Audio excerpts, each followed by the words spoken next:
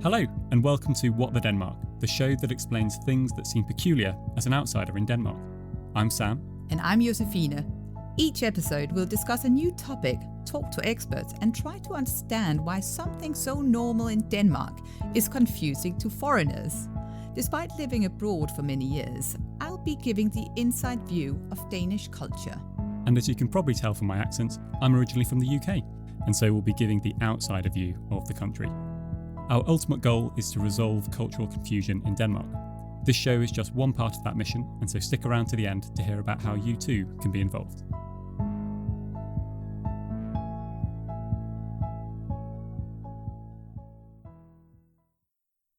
Welcome to part 2 of What the Denmark's investigation on how to get a job in Denmark. If you haven't already, you might like to listen to part 1 to get familiar with some of the themes that we discuss here.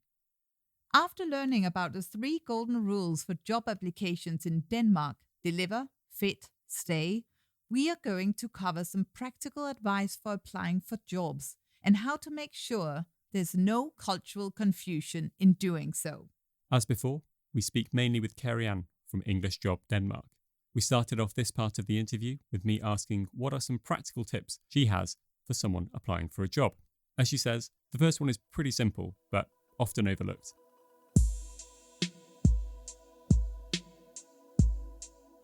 Do your research on the company. Prove that that company is actually a company that you want to work for. If you don't do your research, you're not going to gain employment. And research is really in terms of finding a little bit out about the company and making sure that when you're sending an application, you're not sending a copy-paste. I've had one of my friends recently, a VP of one of the big Danish companies here, say to me recently that she hired somebody that had 0 experience in the field that she was hiring for, but her personality shone through in the application. And she had a little tagline on her CV. It was something along the lines of, if I can't do it, it's because I've not learned it yet. So it was indicating that, I'm not saying that I can do everything, but I'm willing to learn. And she said that the HR manager said no, but the VP said, no, I want to see her. She sounds interesting. Hobbies and interests, you need to have that in there. That shows a personal aspect, personal side of who you are, and also more importantly, what you do outside of work. Because if you're work, then at some point, you're potentially going to go down with stress, or you're going to feel overwhelmed, overworked, and going to pull other people down with you. It affects the group. So it's about showing that you have the means to stop that happening because you know yourself or because you have outside interests. So the more interests you have, the better. I have a friend that sent me his application recently for review. Took a look at it, loved it. What he'd written on his hobbies and interests, that he enjoyed baking, enjoyed working out as well because he needed to wear off the effects of baking a lot. Yep. And then in his CV, it actually wrote, but don't worry, I like to actually bring in my cookies and creations into the office, and I look forward to sharing with you soon. He was hired for the first job he went for. Yeah. Obviously. Yeah. And as Nikolai says, I recommend people to transfer their experience into a contribution. If I took this role, what could I do with it? If you let me do this, I could change your process, or I could make sure that you will be digitally transformed within 5 years, something like that. Yeah. Just because I think what they need to understand is that when you arrive from a position like that, it's more convincing for Danish companies if you tell them, with this experience, what am I be able to do? And that would be a better approach instead of saying, okay, now I apply for a job and now I've had 100 unsuccessful applications. So regarding the stay part of the golden rules, Karey-Anne believes it's only a good thing to say that you're learning Danish and even that you enjoy spending time with your Danish partner. So that's also, would you ever, I wouldn't really consider that if I was going and applying to a job in another country saying, oh, by the way, I'm dating someone from here. I think it's really important to say that you're learning Danish. I've had employees who did not bother with Danish because they thought it was too difficult. And that's a real issue. You need people who want to embrace the place they're in. It also shows something about an openness and an attitude. And I think it's also a matter of understanding culture, because you learn culture through a language. And just like you as an employer should be open to other cultures and try to remember that you are shaped by your own culture. And therefore you need to try to be especially open-minded to create an inclusive environment. You also want employees who approach it that way, try to understand where they are, try to embrace the place they're in. And therefore, the language part is exceptionally important. In terms of spending time with your Danish partner or Danish friends, I think that it can be done in a different way. Maybe you show that you engage in Danish community by saying that you are in a Danish tennis club, you are participating in a local group trying to change the community or something, but just basically show that you're engaging in this country through activities rather than through your partner. Got it.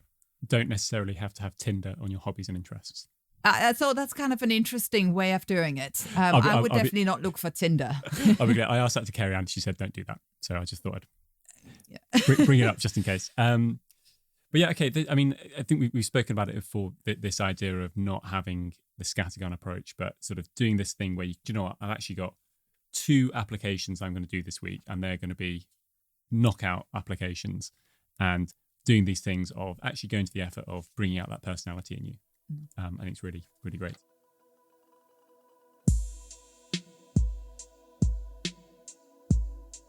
We also have some practical tips for the job interview. So assuming that you get invited to the job interview, what do you do now? So again, Karey-Anne has some fantastic tips. What should you wear? Go towards whatever you feel comfortable in. You've got to feel confident. So go for confidence more than anything else. But what you need to be doing is thinking about point 2, fit. You have to fit in. So if you have done your research effectively, on the website, you can see whether people are wearing suits, whether it's an open shirt, no tie, whether it's a more corporate feel, whether it's more relaxed. Try and match it. If you can't find out what people are wearing, then be confident and wear something that's going to create confidence within yourself. Be prepared. Make sure that you know where the interview place is. If it's on Zoom, make sure you can use Zoom. Check out the link prior to the interview itself. So be prepared. I mean, that's the absolute bare minimum. The interview is very informal. So what will tend to happen is it will be an introduction. So it'll be introduction of them, introduction of you. Then it'll go to question round. And questions can both come one way from the recruiters to you, or it can go almost like a dialogue where it feels very easy. But then at the end, they will ask you, do you have any questions for us? So if at that point your questions have been covered, make a point of stating it. Actually, no, we've covered it in what we've just discussed. Thank you. Nice. Other than that, then you always have to have some questions prepared, because it shows an interest in the company. Think of recruitment and the process of recruitment just like dating. You've got to make the companies feel special. If you let them know that you've sent out 50 other applications, they don't feel special. So make them feel special. So the scattergun approach is just wrong, because it means I don't care about you, I will take anything. And in the dating world, if you will take anything, it's not attractive, right? And the same goes on the employment side of things, that it's not attractive. Would it be weird to send a little thank you note after the interview? No, you should always send do that. Okay. Yeah. You want to befriend them so that they want to stand next to the coffee machine and speak to you, that they stand in the hallway and speak to you because you're a nice guy. You want to create that ambience in interview. And of course, when we're interviewing, we know that people are going to be nervous, but try and bring your personality out, because 1, that's what we're going to remember. And 2, ultimately, that's what we want. We want somebody with personality that can be a future colleague. Totally. So send that follow-up with, thanks very much for interview. Just let me know if you need anything else. I'll be really happy to assist. Nice. Still very much interested in the role. I like what I heard today. I look forward to hearing from you. Nice. She's got all the answers, lady. I'm wondering, have you had any wow factor job interviews that you've sat in on that jump to mind? Yeah, I have actually. I've met a lot of very remarkable candidates, and who've had wonderful answers and also questions. I think that I'm always surprised at how many fantastic people are out there and how much they have to offer. Actually, that's also the case with all of these applications that you receive, that basically there are a lot of great people out there. And that's why one thing is, as Karey mentioned, be prepared. That's the least you can do. But again, you don't just want to be well communicating and have good answers. You also want to stand out in the interview. And how can you do that with, again, doing the right thing in terms of the Danish custom of being a team player? Yeah. I'm wondering, is there something that really, really great ones do that the others don't? They're good at asking questions. Okay. Relevant questions. They're good at offering anecdotes and examples at what they've done well and how they've helped create value where they've been before, whether it's in their as part of their hobbies or whether it's as part of their previous job. So that's really important to have those examples of how you created value, but without bragging.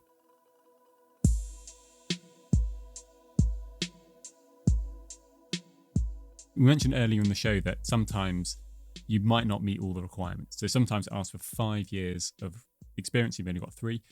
But the key, Karey-Anne says, is to get on the phone with the recruiter. If you can't deliver 100%, if you have 2 years instead of 5 years experience, for example, then what you would do is you've got to make contact to the recruiter. And very often there will be a telephone number or an email on the job description of where you can contact them. So it's about trying to leapfrog the deliver part and go to the fit. So what you're trying to do is not to prove that you can do the job, although that's part of it. You're actually trying to get the fit part sorted. You're trying to gain them as a colleague and actually as an ally on the inside. So what you would do if I was to do it now, you would say, hi, my name's Karey-Anne. I'm interested in the role of, I have a couple of questions. Is now a good time for you to speak? Proceed to give them a couple of questions that are role specific. Is this a new role? Or would I be replacing somebody else? Could you tell me what percentage of the day would be spent doing X and what percentage would be doing Y?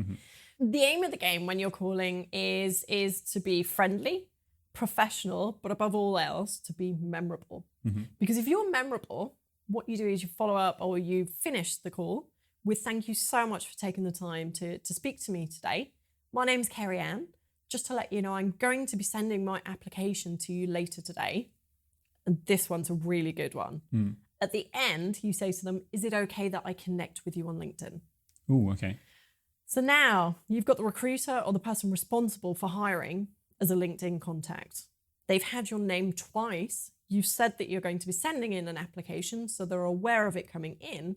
So what you've done is created that connection. So they understand that you're going to be sending in an application.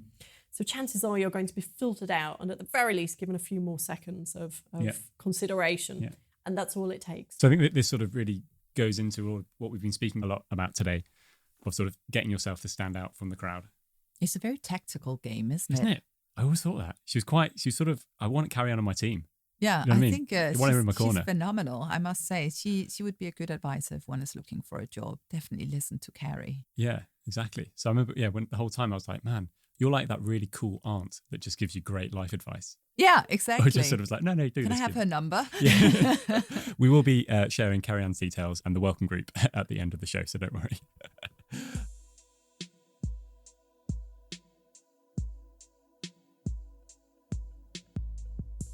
In terms of where to find jobs, I'm personally quite in favour of just finding 5 or 6 companies that you would love to work for.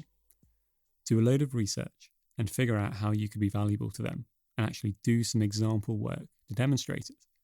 This could be researching a new market to enter or creating social media content that you think they could be better at.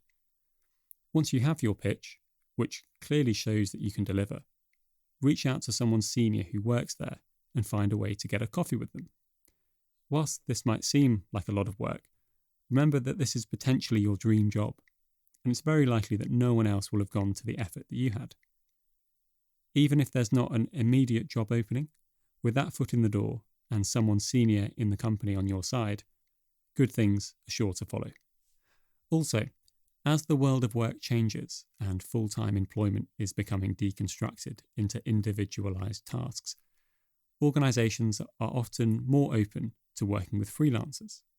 Sometimes the best way to get a full-time job is to start by proving yourself in a part-time gig, which is often easier for organizations to agree to in the first place compared to a full-time hire.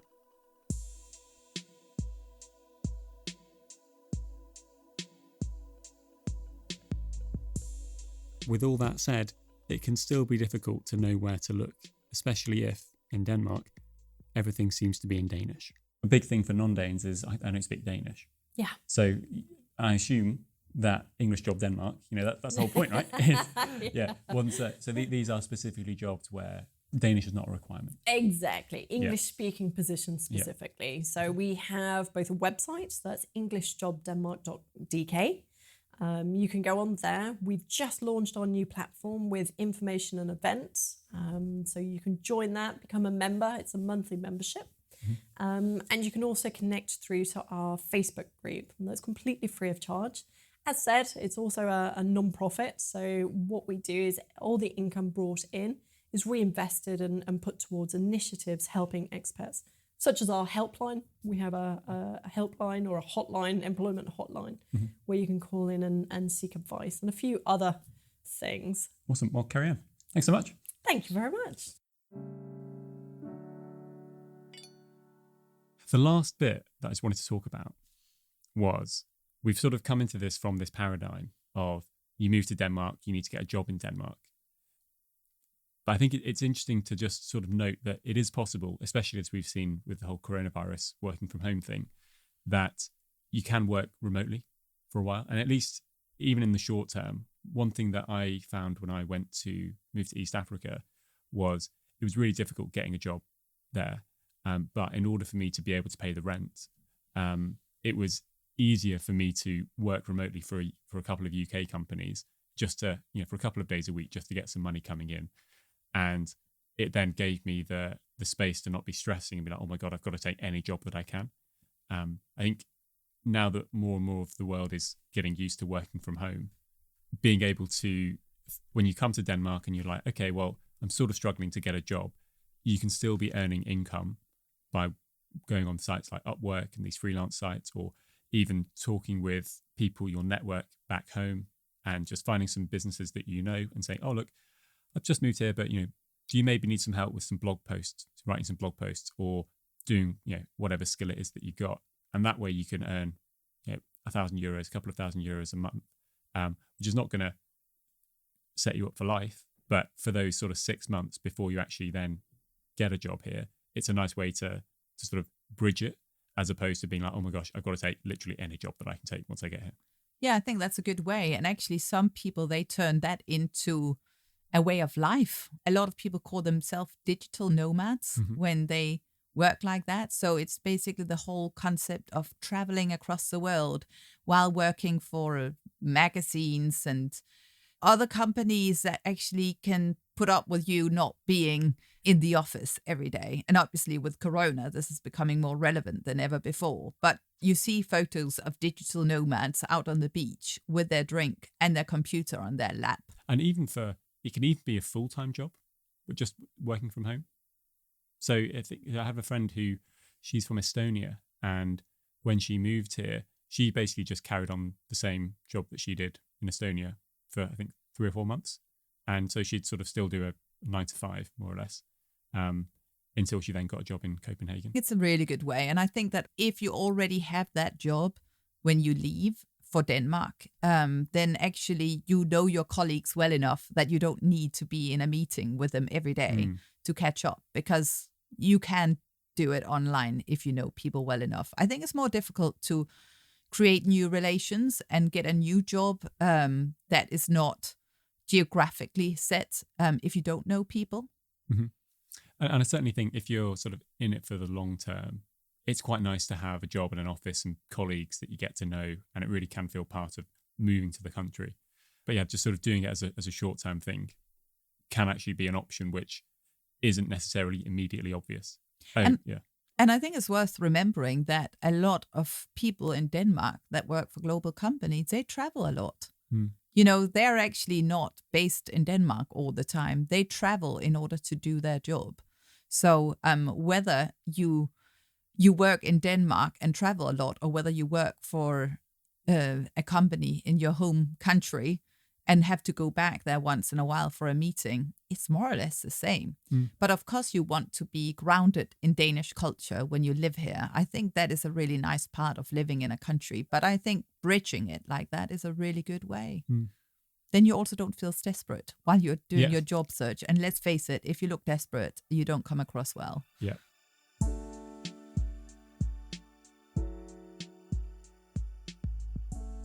So, we hope you've enjoyed this second part of our look on how to get a job in Denmark. I think a big thing to take from this is that when applying for jobs, it's better to be targeted in your approach rather than to spray and pray. It may feel like you reduce your chances applying for fewer, but actually you're much more likely to stand out from the crowd. Yes, and whilst there are lots of job opportunities out there, there's nothing stopping you from being a bit alternative in your approach to work, whether that be some remote freelance work or speculative outreach to companies you'd love to work for. As always, you can get links to all the companies and the key points from our discussions on whatthedenmark.com. If you got more to add about the topic or think there's something else we should consider, join the conversation on our What the Denmark Facebook page.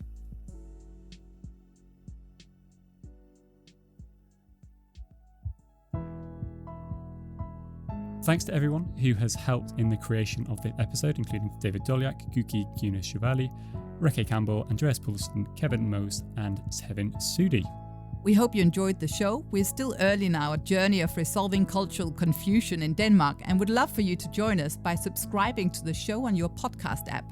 If you like this episode, please consider telling a friend about it, and you can also head over to www.whatthedenmark.com to receive our newsletter. Thanks for listening. I'm Josefine Volkvarts. And I'm Sam Floy. Did you see my picture on WhatsApp? Yeah. I just realized what it was like yesterday. I don't even know what mine is. I don't think I have a shirt on, and it's just like a filter of really small sunglasses, and I look like a psycho.